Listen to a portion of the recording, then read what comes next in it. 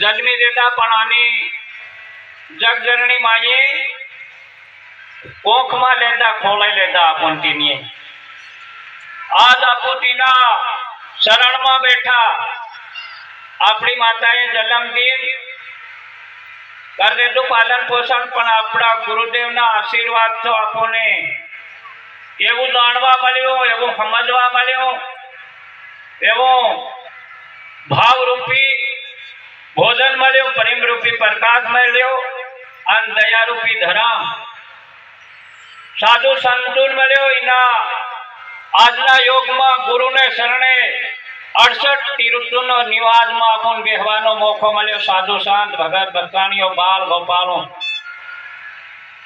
गुरुदेव no एवो भाव बोले दया बोले वो जब बोले वो तब बोले ये अपनी गरीब कोल भोगने भोग तले पड़ेली इनी कोल ने केवी रीते ऊपर लावानी कोशिश करी के आज अपन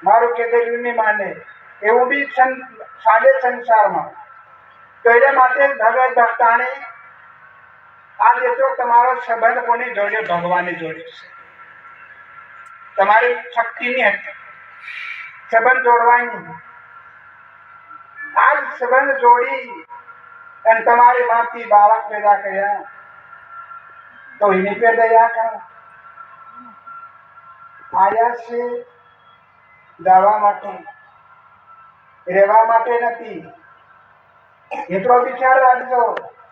કઈક ગણિતમાં ઘડીક સારું આવી જાય પણ જવા માટે આયા એટલો વિચાર રાખજો.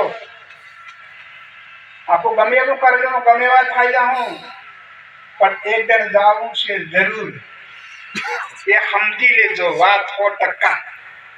એક દિન જવું છે જરૂર. મેં તેરા એ ભગવાન હું તમારું બાળક, મારો હાથ પકડી રાખજો. એ પ્રભુ મારી બગડેલી બુદ્ધિ છે એ તમારા સર્વાનું અર્પણ કર્યું છે. એ પ્રભુ તમે હારી લેજો. એક સારી બુદ્ધિ એ પ્રભુ મારા તમે કણ કણ નાખતા રહેજો. એમ કરીને આપણે સાંજ સવેર ખરેખર પ્રાર્થના કરવાની છે. સંત ભક્ત આરાધના કરવાની છે. હવે પછી આવી રહ્યા છે. પેલો ભૂત આવે કેવો સરળ ઉઠે એવી રીતે હોળી આવી રહી છે. એમાં સરળે ઉડી નથી જાવ.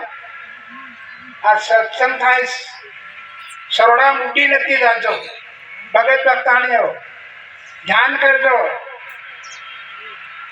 તમને ગમે લાગે કે વાહ રે વાહ આજે તપ કરવાથી શું થયું, જપ કરવાથી શું થયું, તમને એક અનુભવ થશે.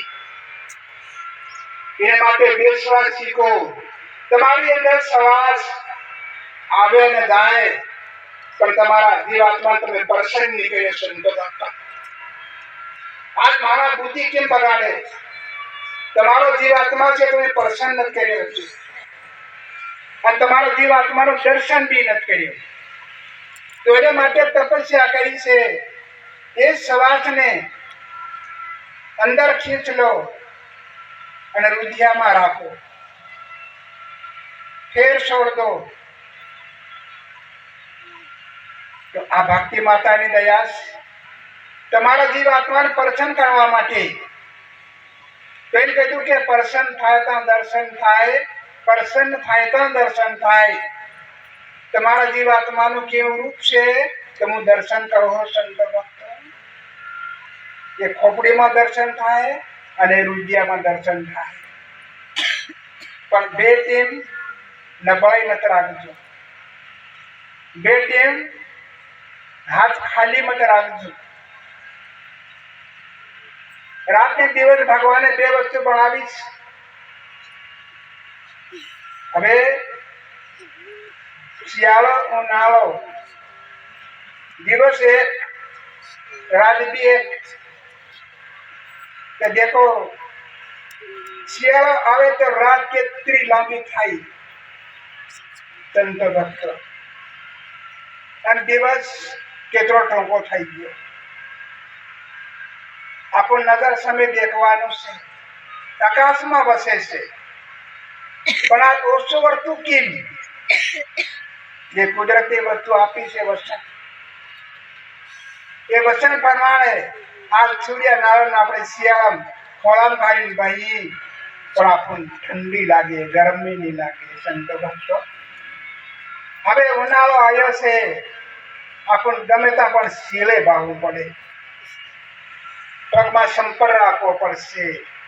દેખો સૂર્ય એક ના એક. આજ એટલી ગરમી કેમ થાય સૂર્યમાં તે બધા વિચાર કરો. આજ આપણે તપસ્યા કરી તો એ રીતે સૂર્યનારાયણ બી તપસ્યા કરી.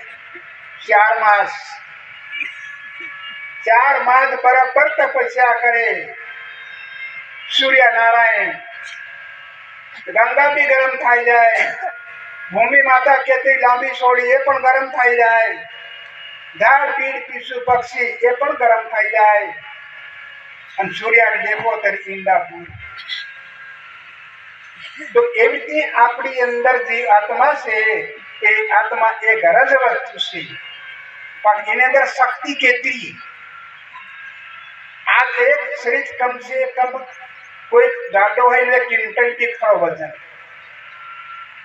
2 મણ 3 મણ 2.5 મણ એટલો શરીરનો વજન ખરો ને તો તે કોઈ મુશ્કેલી ફરતો હોય નહીં દોડાવે બી ખરો ઉવાળે બી ખરો ફેર જગાડે બી ખરો